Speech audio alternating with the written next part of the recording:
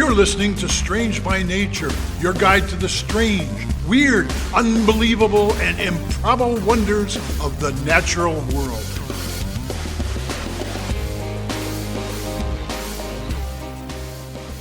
Hello, everyone. Thanks for being here today. I am Kirk Mona, and I am joined today by Rachel Ginza and Victoria Thompson. We are all professional naturalists who together have scoured the world for weird and wonderful wonders just to please your mammalian brain's desire for novelty. Isn't that nice? Let's do this. Welcome to the show, everyone. It's a great new week. Hi. Victoria, she's here. I'm here. Yay! I'm back. I'm so excited. I'm back from England too. I was Oh yeah. Jolly away good. and How was that? have it was great. It was great. A lot of fun. Oh, good. Really great to be there and see the sights. Oh, fabulous. Wonderful. I actually am currently not at home. I'm in the wonderful state of Colorado visiting my great aunt. Hey, Pat. I don't know if you're listening. I know you're a subscriber. Hey. That means you missed out on the epic thunderstorm that just blew through my neighborhood and then Victoria's neighborhood. Yeah. Yup. We had Yes, to I postpone did. recording a Wow. little bit. The tornado Yeah. sirens went off. I don't think there were any actual tornadoes, but we headed to the No. basement anyway. That's a good It plan. was. I was looking at my radar app where they list different storm cells. You can track them, and I'm a storm spotter, so I'm into all that stuff. Nerd. And the cell that went over my house was, when I clicked on it, it said that the wind rating was like when they rate like damage and stuff like that, a 9.9 out of 10. Oh, Good. Love That's that. what you want to see. Love that. But so I didn't hear anything hit the house, Mm-hmm. at least anything real big. So we'll find out in the morning. It'll be a good time. The sky still looks kind of weird around us, although, I haven't done an extensive survey of the neighborhood, but it doesn't seem to have been quite as bad by us. That's good. Yeah, we still no have hail power, or but anything. a lot of people in this area do not. I've been talking to friends and coworkers, and there's a bunch of people without power. So Yeah. we're happy to be here recording with all of you. Oh, absolutely.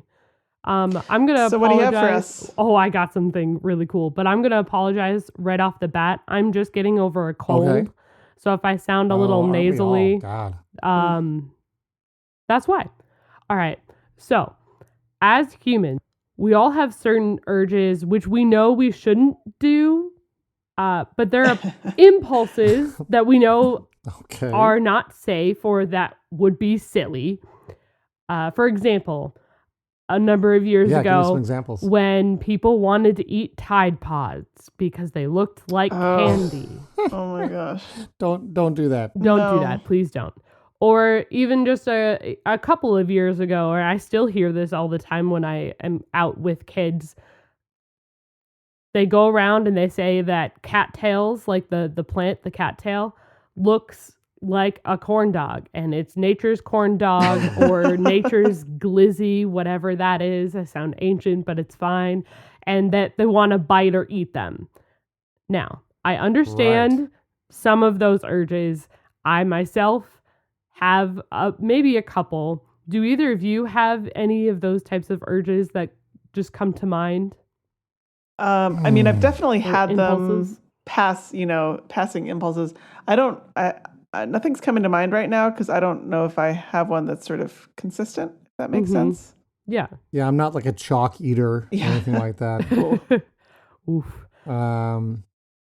Yeah. I don't think so. It brings up this interesting sort of idea of like what is considered appropriate by any given society. Exactly. So there might be things that one person might like say, even like eating cheese, right? Where that's a weird example, but like that might be something I ate cheese as part of my dinner tonight. But some people might be like, oh my God, cheese, that's the most disgusting thing ever in our culture, So it's like, it's so subjective somewhat about what might be considered super like a really weird thing to act upon in one culture might be like, no, this is what we do.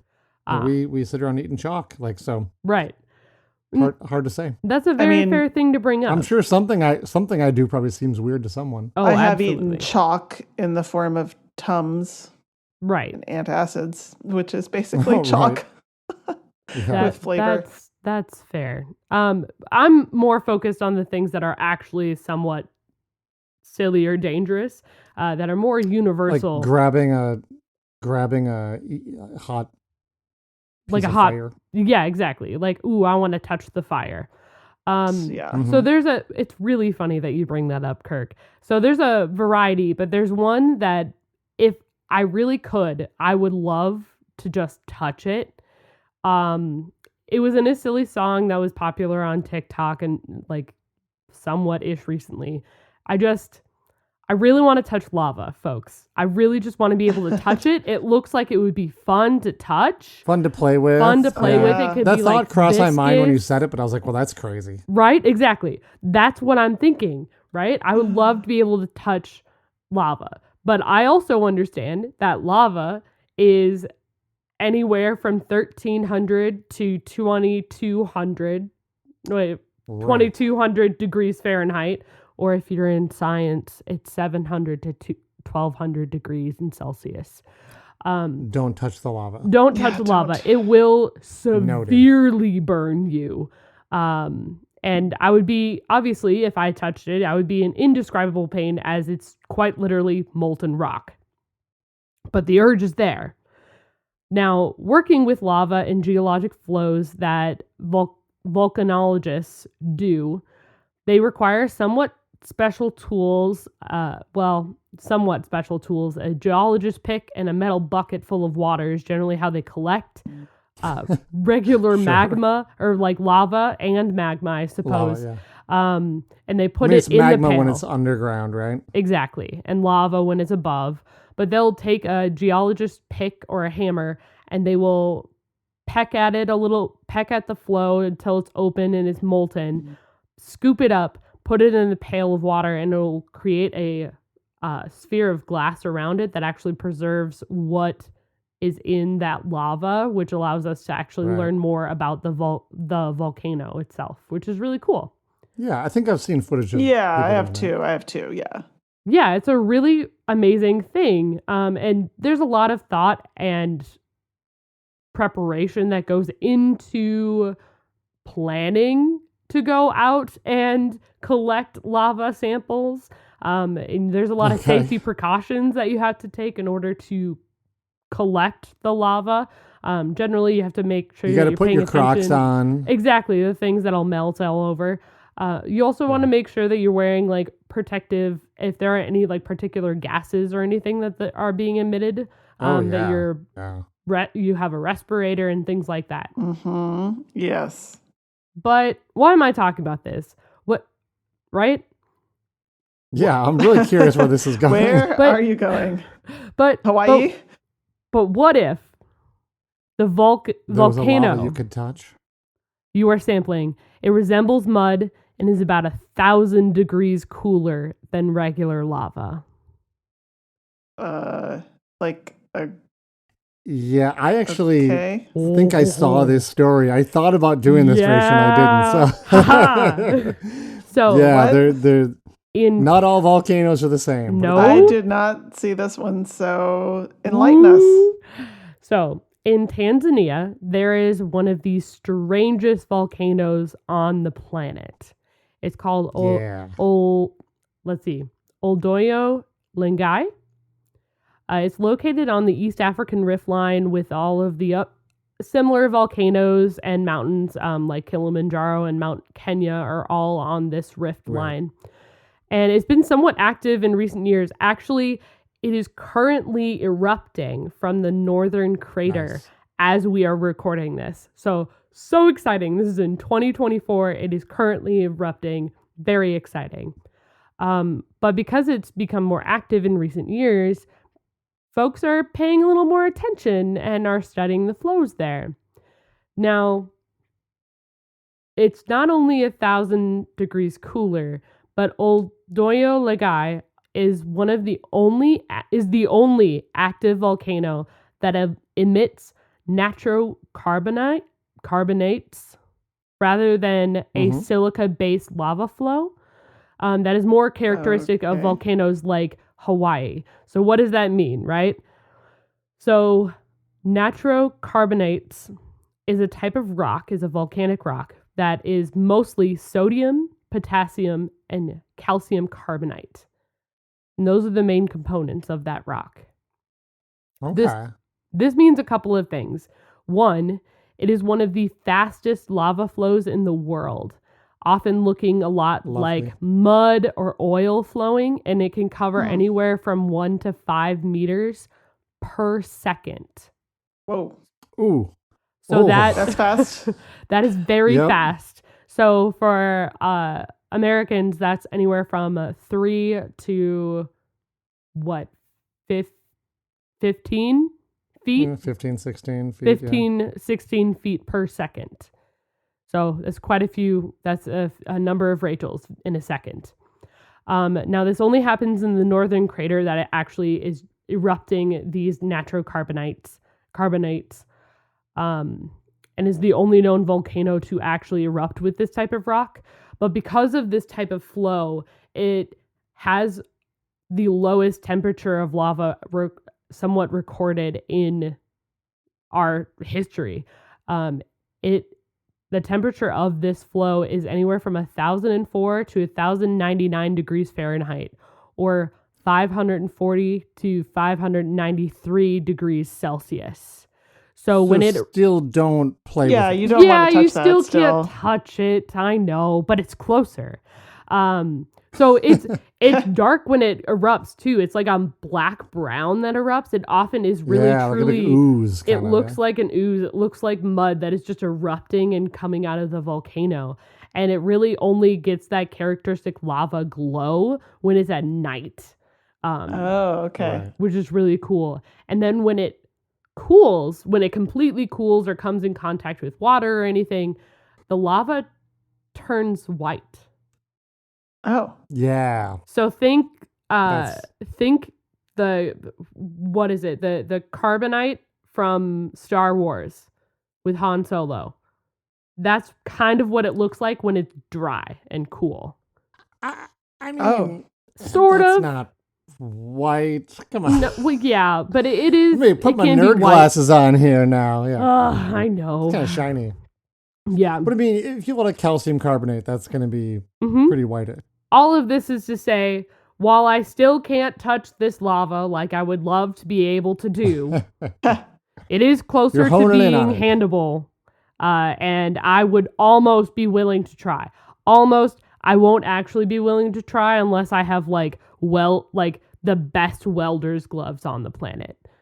You know? I love how it's over 1,000 degrees and you're like, maybe. Kind of cool. Maybe. It's cooler.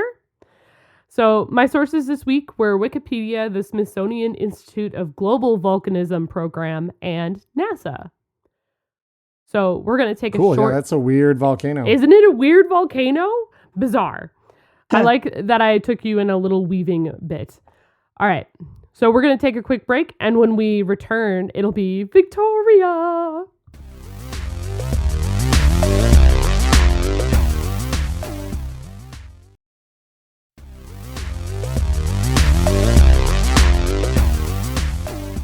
So, Rachel, I feel like we sort of switched topics this week because I'm more apt to do episodes about geology. And this week, going to the ocean? Are you in the ocean? We're going to the ocean. Yes! Good. I've been like feeling deprived because I haven't covered anything in the ocean. I'll give you a little sneak peek. My episode next week also doesn't have to do with the ocean. So that's 4 episodes at least. Oh my gosh.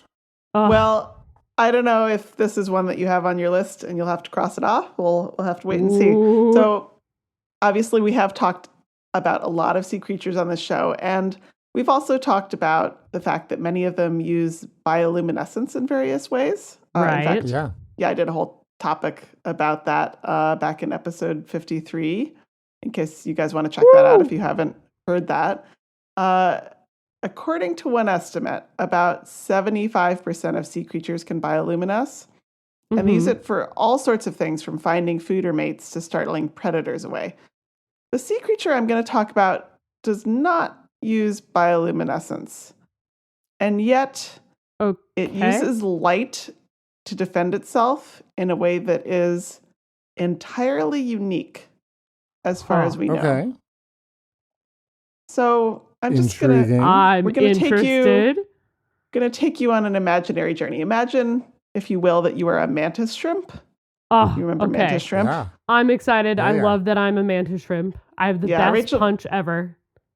Rachel talked about mantis shrimps in a previous episode, Yeah. so yeah, you can check that one out too. They're little crustaceans. They have amazing eyesight that can see So colors we cool. can't even imagine.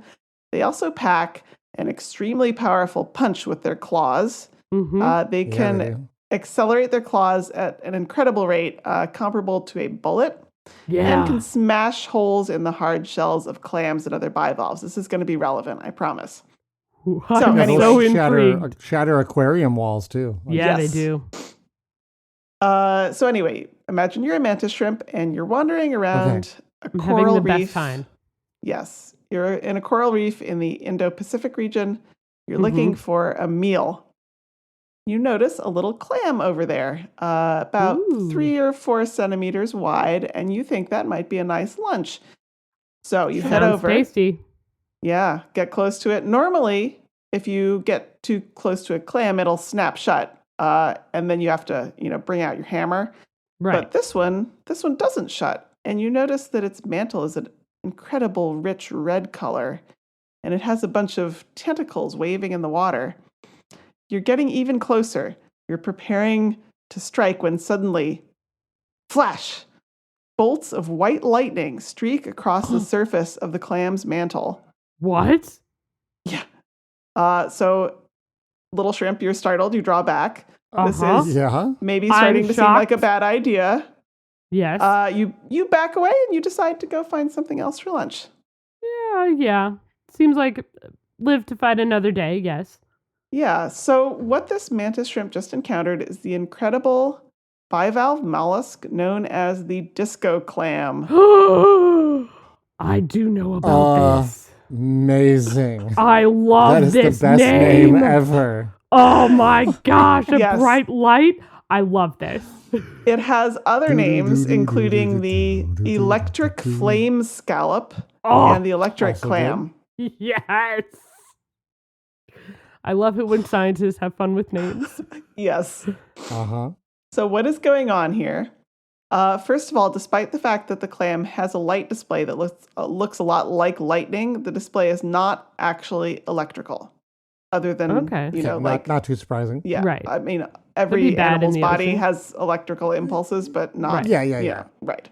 So, in fact, the name disco clam is incredibly apt because the flashes of light Ooh. are caused by reflective nanospheres of silica, which is the same What? material as What? glass, along the edge of the mantle. That's so cool. So it's literally a disco ball. It is literally a disco ball. oh my awesome. gosh. Nature's When I found out disco about ball. this clam, I was like, what the what? This is amazing. So one side of the mantle's edge has these little spheres made of silica, and the other side is a non-reflective material. So think of like black Uh-huh. velvety kind of thing. Uh-huh. So by very rapidly undulating the edge of its mantle, the spheres reflect sunlight, very similar to a disco ball. And the speed of the mantle is such that the flashes resemble lightning or a strobing effect. So it's very quick. Wow. That's so cool. Yeah, it's amazing. You really have to check out some videos of the clam in action Mhm. to believe it. We'll do our best to have a picture up on our socials. Oh my gosh, this is so exciting. So this actually appears to be a unique form of warning coloration, which we also call a postsomatic coloration. Yeah. So a lot of the work on disco clams that I'm talking about here was done by Lindsay Doherty, who is a postdoc at the University of Colorado. And she and her team also found that those red tentacles in the mantle of this clam contain some compounds that likely taste bad to predators. And so the red is also likely a warning coloration. These clams are also really well defended because in addition to all this flashiness and color stuff, they can shoot out acidic mucus that is apparently quite disabling to mantis shrimp. They can put them out of commission for 15 minutes or so. Oh my goodness. Gross. Yeah. Oh, And that's so fun though. yeah, it's amazing. All this defensive technology actually means that disco clams behave really differently than other bivalves. So, Yeah. Oh, sure. you know, clams, scallops, mussels, oysters, they have to open their shells in order to eat because they're filter feeders, right? Right. Mm-hmm. And they have to be able to draw water in to harvest the particles in that. You can't do that if your shell is closed. But the two shells are usually really good defense. Any hint of danger, you can just snap them shut. However, as we've seen, a closed shell is not a good defense against a mantis shrimp. No. So they think that the disco clam evolved other ways to defend itself against this amazing predator. So instead of snapping shut when a predator approaches a disco clam, opens up even more and then starts doing its flashy strobe. disco dance. Whoa. Wow. Yeah. And waving Very its cool. tentacles around. It's taking a disco dive, taking the disco jive to a new level. Yeah, when I was researching this topic, I had the song Under the Sea from The Little Mermaid running through my head. Of course. Because if there is anywhere this clam would feel at home, I feel like it would be boogieing along with Sebastian and his hot crustacean band. Oh, 100%. Absolutely. The light stage show manager. Yes. Oh, every good show needs that. That's what I have this week. Disco clam. My sources were the United Kingdom Natural History Museum and the University of Colorado Boulder Natural History Museum websites. Cool. That's so cool. Thank you, Victoria. Disco You are most clam. welcome. Oh, We're going to take a little good. break, and when we come back, it'll be Kirk.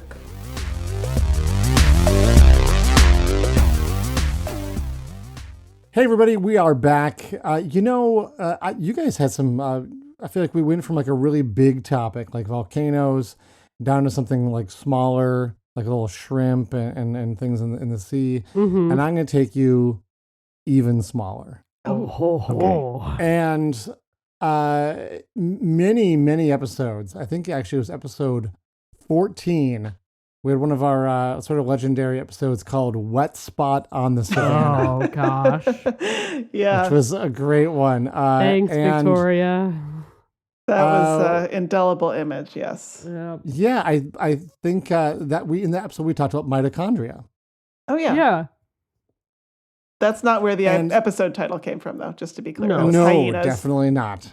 That was from hyenas. Mhm. So mitochondria, the Mhm. powerhouse of the cell. Congrats. I want to do a quick little recap on these weird things. So this is an organelle that's in your cells, and very basically, it helps produce like energy. Okay, that's why it's called the powerhouse of the cell, Right. and it is hugely important to life.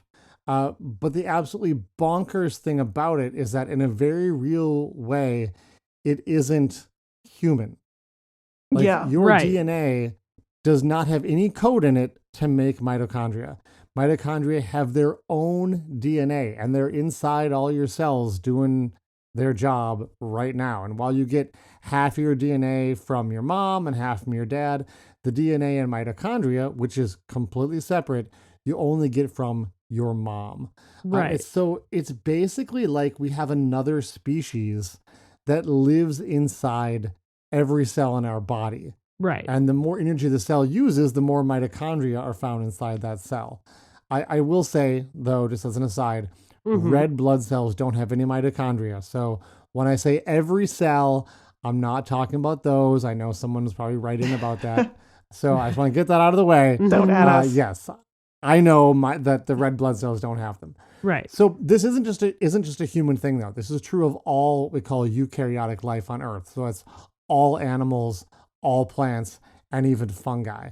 So like Right. way back in the history of the Earth, I think it's like 1.5 billion years ago or so, some single cell organism tried to eat another organism, and instead they realized, hey, actually we're more powerful together.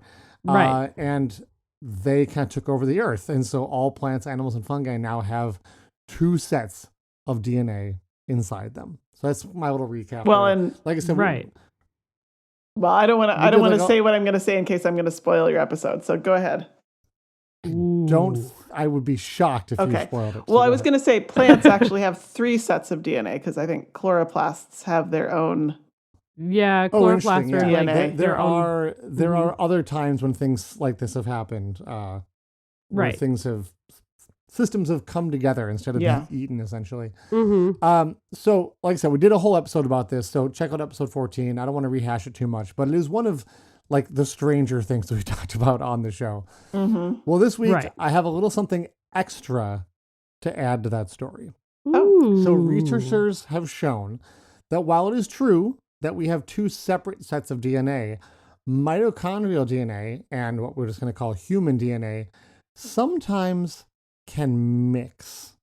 Oh. So basically, Okay. mitochondria apparently can sometimes do what the scientific term here, fling out bits of DNA. I and love if they I love happen that upon- scientific term. It's so good. Right. If they happen upon human DNA and it happens to be like a convenient splice spot on that human DNA, the mitochondrial DNA can just be sort of incorporated right into the human DNA. This isn't, I would say, super common, but it's also not super rare. We know that sometimes this happens to sex cells, and the resulting mutation is then passed on to children. One study showed that about 1 in 4,000 children actually have a new mutation in their DNA that is mitochondrial DNA that got spliced into their genome. So I feel like 1 in 4,000 is actually pretty That's common. pretty common. Yeah. Right? You've definitely met somebody who has this. Right. Absolutely. And that's just someone who had like a new mutation. We all carry around little bits of mitochondrial DNA that have gotten into our family's bloodline over thousands of years. Somewhere Yeah. down the line. Now, the number could be higher than that because, the ones that we might be walking around with are mostly benign. But any like really harmful mutations that result from this are going to create non-viable pregnancies. Yeah. Right. So the actual number may be more than 1 in 4,000, but I guess 1 in 4,000, people who have a mutation like this survive the child birthing process. So when we look at the human genome as a whole, we find lots of these little sections in our DNA, and they're called nuclear mitochondrial segments, or numites for short. And these little snippets of random code have been harmlessly accumulating in our DNA for millions of years. And if this happens when you are fully an adult, you're not going to pass along any of those changes. So you probably wouldn't notice it. So interesting, I guess, but no big deal, right? Right. Right. Oh God. Kirk, Maybe- where are you taking? maybe- You're saying maybe not. You're saying right twice. I'm a little nervous. Yeah. So new research suggests that this may actually be a bigger deal than we thought. Researchers looked at a large data set of brain tissue from older adults, Oh and no. they found new evidence of this sort of mutation occurring in human brains, which is something that had never been shown before, that this could happen in the brain. I guess some earlier studies were like, no, this doesn't happen in the brain. But they were like not looking the right way, basically. And the researchers wanted specifically to look at brains because the cells that are in the brain are, largely a lot of neurons in there. And if a neuron becomes damaged because of this, one of the weird things about neurons is they don't get replaced. Right. That's one of the things about neurons. Yeah. Yeah. It would be really bad if they got damaged in this way. Now, they did a pretty large sample when they were looking for this. They looked at 1,200 people in this study. So I'm like, okay, that's a pretty good sample size there. And the really interesting bit is that the researchers were able to show a correlation between having new mites in the brain from mitochondria and dying at a younger age. What? So this actually could be a big deal. This could literally be killing us, or contributing to like having an earlier death if this happens to you. Dying oh my God. What? Dying of what, though? I did use a little pesky word there. I'm not sure if you caught it. Correlate. Yeah, the word correlation. And correlations in science are interesting, but not conclusive. As the old saying goes, correlation does not prove causation. And just to prove my point, I have to go back to one of my favorite awesome websites, Spurious Correlations, that mines data to look for correlations with really good fits, but that are clearly unrelated. And so here's a few fun examples. Per capita butter consumption and the price of movie theater tickets have a 98% correlation over a 21-year span. Love it. But probably not really related. Right. Although, we do use butter at movie theaters. Really great one. There's a correlation between the popularity of the name Ariel and the number of fashion designers working in the state of Michigan. Huh. Really, really high correlation. It's a fascinating one. Over an 18-year period, there was a 98% correlation between the amount of kerosene used in Venezuela and Google searches for the phrase, "How much wood could a woodchuck chuck?" 98% correlation over an 18-year period. That's so fun. So clearly, we need more than just a correlation before we can make any kind of conclusive, evidence here.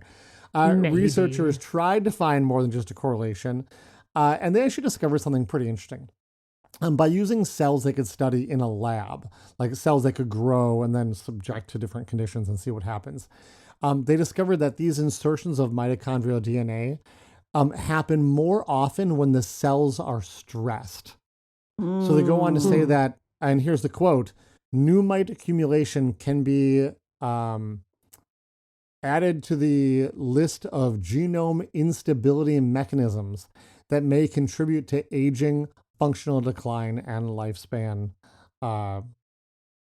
Just sort of as lifespan, I guess lifespan, shorter lifespans. Yeah. Right. So basically, they're the correlation's probably not quite as spurious as the examples I gave. I think it's pretty interesting, but for now, until we have more research, I'm going to focus on the word may, right? Like it's still a big if. It could well be true that stress causes brain cells to create more of these errors, but stressed cells could also and likely do have other negative correlations. Like stress is not good for you. Yeah, right? stress is pretty So bad. it could be that stress is, stress can lead to heart disease and stuff too, right? So it's like maybe stress in your life is leading to premature death for another reason, and these, new mites in the brain are not, the real cause of that. But neurons in your brain are pretty important, and if something is, shutting them down at a higher frequency, that's definitely an area of research we should be looking at. Oh yeah. More. Mm-hmm. So, this correlation absolutely could be causative when it comes to early death, unlike the correlation between the number of hot dogs consumed by Nathan's hot dog eating champions and the total number of automotive recalls in the United States, which, by the way, was a 93% correlation over a 44-year period. That's So pretty think good. about that. Brilliant. All right. So in examples like that, there really isn't a plausible explanation for the correlation, but I will concede these changes to brain cells could very well be a causative correlation, because it's pretty interesting. So clearly this is like brand new cutting edge research, and time will tell. But I find it interesting that this organelle that has been with us for 1.5 billion years could also be responsible for not just our success, but also perhaps our eventual demise. It's a pretty epic story that paints for me a picture showing just how much we understand about our bodies, but also how little we understand, and We how much know is nothing. yet to be learned and understood. There's we're learning new stuff all the time. So the mitochondria, still amazing, still strange. My sources this week Love were it. Science Daily, the journal article, "Somatic Nuclear Mitochondrial DNA Insertions Are Prevalent in the Human Brain and Accumulate over time in fibroblasts." That's quite a title for the research paper, and that was in PLOS Biology. And also, of course, I referenced the website Spurious Correlations. So, whew, that was a lot. But I saw that story and I'm like, this is really, really cool that we're It was learning so this new stuff cool. about our friend, the mitochondria. Wonderful. That weird little powerhouse of the cell. So that's it. That's what we got. But happy everyone came to hang out with us this week and learn about some new stuff. That's so fun. Fun as always. Oh, great time. All right. Well, bye, everybody. Bye-bye. Thanks everyone for listening to today's show. Be sure to subscribe. New episodes drop every Wednesday, and we love sharing this strange world with all of our listeners. If you would be so kind as to leave us a 5-star review, that would be great. It lets other lovers of the strange discover the show. You can reach out to us on social media by searching for Strange by Nature Podcast on Twitter, Facebook, and Instagram. You can send us an email as well. Our address is contact@strangebynaturepodcast.com. If you want more information about the show, you can also check out our website, which is strangebynaturepodcast.com. Until next week, get outside, stay curious, and embrace the strange.